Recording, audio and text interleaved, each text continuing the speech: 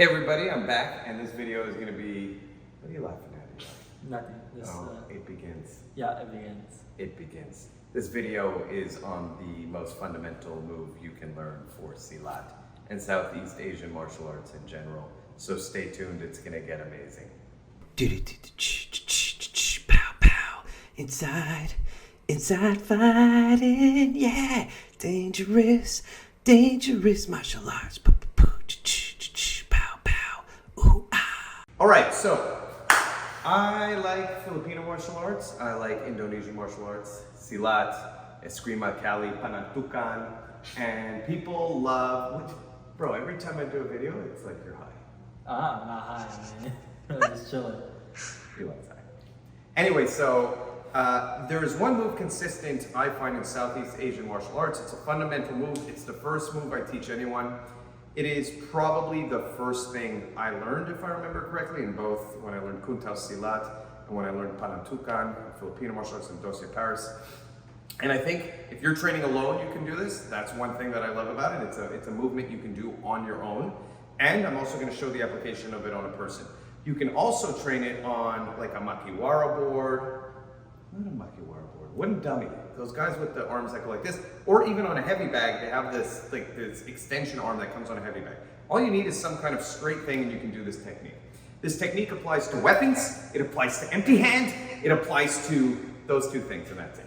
So let's just first look at it. There's two things in my opinion when you're looking at training. You have to look at your upper body and your lower body, and the two don't always necessarily have to be doing the same thing. In other words, you can learn to move your body in a certain way with your legs, and then your hands could be doing other things within those movements. So the first, most important, fundamental part of this is triangular footwork. Okay, so I set it up. I set up the groundwork. If you look, this is my triangle here. This is my triangle here. There's going to be 6 steps I can take within this triangle. Yes. So the first one is a forward triangle. That's it. I step diagonal. It's good to have a guide, right? You can do this with tape too if you want. That is true. That's a better way of doing it. Remember what you like? Thank you. You don't want to feel like this? Yeah, thank you. But he is correct. Tape is a very easy way to do it. We just don't have tape. So just right there. That's step 1. Now, I can add a little double step. Go a little crazy here, right? A little double step. So step 1, step 2, where it's a drag step, where I'm following. The next one is the same idea, just back. Right? 1 step, 2. Right? Now the last one is just to the side. Horizontal, linear, just like this. Okay, so that's the next one. So you have, if you're going to train at home, the way I do it, when I first started, this is very beginner, it's fundamental, it's basic, is out, out, side, side, back, back. And then the second time I do it, 1, I do the little drag step, 2, 3, 4, and my hands don't matter. My hands within this could be doing boxing moves. I could be treating it like I'm shooting in. I could be treating it like I'm covering up. Or I could do all my stick movements here, right? And all my stuff can come from right here.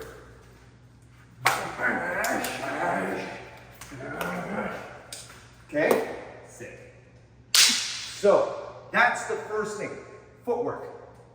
But there's something for the upper body I want to show too today. And that is what I call the Parry Check. And it's like I'm making a wall. Right, like if you look at me here, I'm going to parry, and I'm going to check. And it's so hard to breathe down here. It is. So I'm going to parry, and I'm going to check.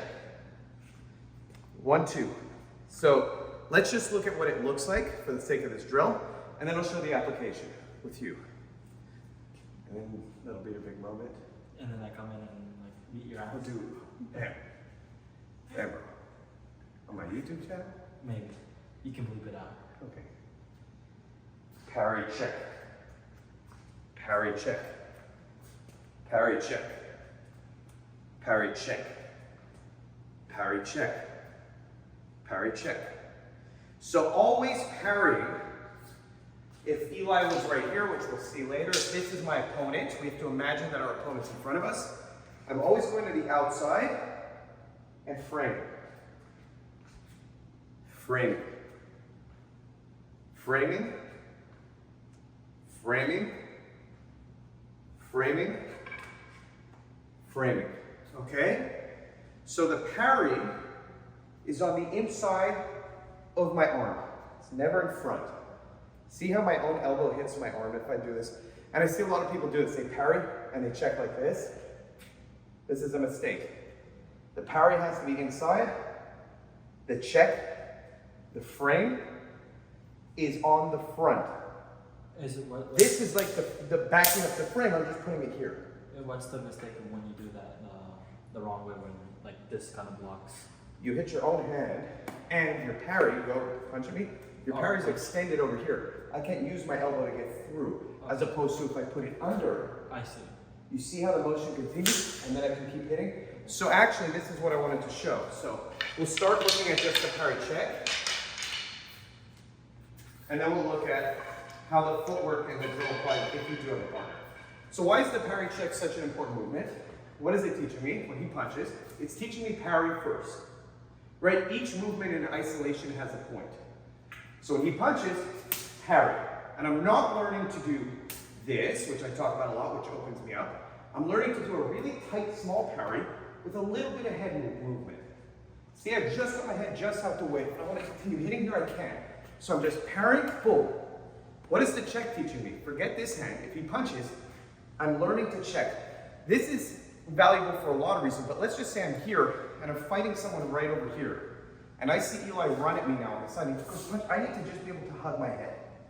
Right? Or let's say I parry, and then he throws a haymaker on the other side. I need to be able to check.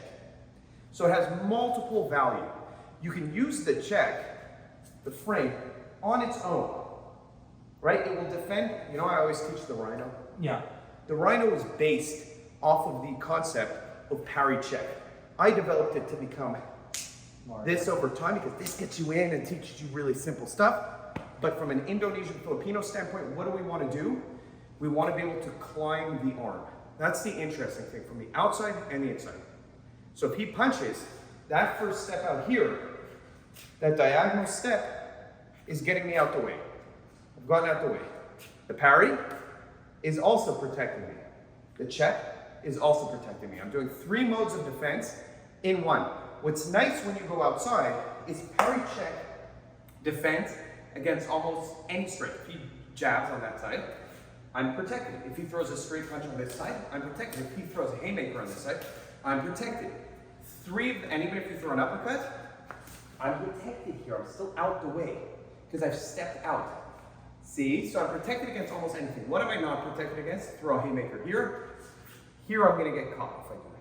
So there's one punch I have to be able to read. For everything else, I just know this is dangerous, but if it comes straight, I know I'm outside. I'm outside. If you throw straight here with the other one, I'm still safe. All I'm really worried about is the lead haymaker. Okay? And so it teaches you, and vice versa on the other side, if he throws a straight here, I have my diagonal move. If he throws a straight here, and if he throws a haymaker here, I'm protected. Okay? This is what I'm worried about. So it narrows down your options. Narrows down, all I have to do is step out. Anytime something's coming, parry check, but if something goes wide, I didn't overcommit on this side. I didn't overcommit that at least this checked hand can still come and continue the motion.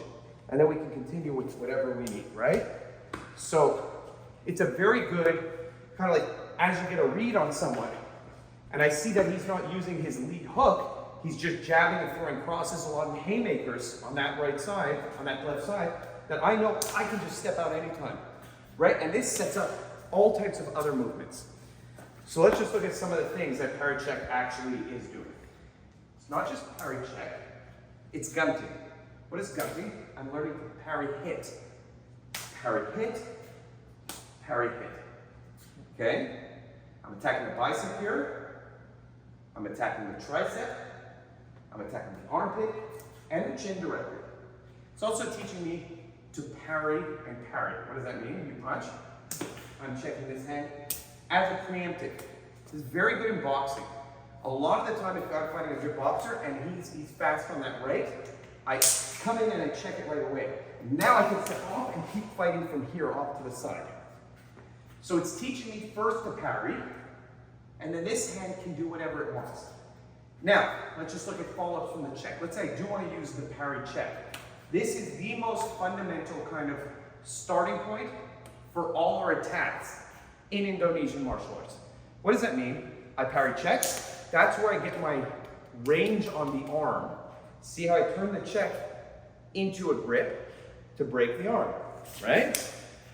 It's also how I hit the face. Also can go from outside to inside. So if you look at this, I go, bam, I hit it here, I hit here. I come here, I continue the motions. That's all Parry Check, right? I'm going parry, check, uppercut. And then if you look at your feet, you're still doing the same. I'm always doing this kind of footwork. If the guy is very aggressive, I go back, right? But I use the same Parry Check, and this is, by the way, this Parry Check from here. See where we are? This sets up all my trips. Now I come here, I have a trip. Off of him being aggressive, I don't land on that. Come at me. Okay, there's that foot. Okay, there's my grip. Bam! Yeah, so it still applies everywhere. Yes, and this is called outside fighting, right? Which is great.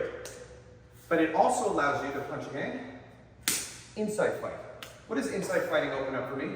Inside fighting opens up the inside of his bicep, his chest, his other hand, and this is where you do a lot of damage. It's more dangerous because as I come in, this is here, which is what I just literally acknowledged before. I can come here and you check right away. Right? This is a standard Kuntao Silat entrance. 1, 2, 3, hit. And a lot of people go, oh, it's so much, but it's not. Here I can just smack him in the face. Here I can smack him in the face. There's so many openings. I'm sorry, it hurts. Yeah. I mean, even this. That's what you develop off of this too. Is the way, if you have a partner and you haven't done this before, do it like this. Keep their hand out, right at punching range. Start right here. 1. Just train it like this on each other. Then do it to the side. See, my footwork went horizontal. Then do it stepping back. Then just drill it like that. Then eventually, 1, 2, right? Yeah. And eventually it's now becoming active, right? Now he's actually punching it. And then eventually, I tell him to throw any punch except for the haymaker here, and we start drawing it like that, right? Doesn't matter what. You throw another punch, a different one. Yeah, it doesn't matter. I'm just gonna step off, right? It's not working. Okay, that's a lot. Yeah. But remember, 1, 2. By the way, this is also how I learned how to do single legs and grappling, dumog, buno, Filipino grappling. A lot of it, my teacher showed me, was off of this. Meaning, last thing, we don't look at grappling like we're just trying to get to the leg. We look at grappling in the same way as our striking, meaning we want to deal with the hands and then get to the leg. So, if you look, if I'm linear and I just come in on him, he can fight me here. Why are you gonna be so rough, bro? Okay? But if I go off to the side and then drive in, that triangular footwork makes it much stronger for me. So I use those triangles for my grappling all the time. Yeah. You saw before when I went to your back here, Yeah. look at the angle. Side step, and then I'm in. And if he keeps this here like a grip, you just break. You feel that? Yeah. You can even grab here, start attacking the wrist. Which is a common thing that happens with people. People do grip right here. Oh. I love when people grip right here because I'll hug the arm just break. Right? Oh, fight for that. Okay, listen, like and subscribe. Come on. Do it! And share the video. Yeah, share the video, please. Thank you.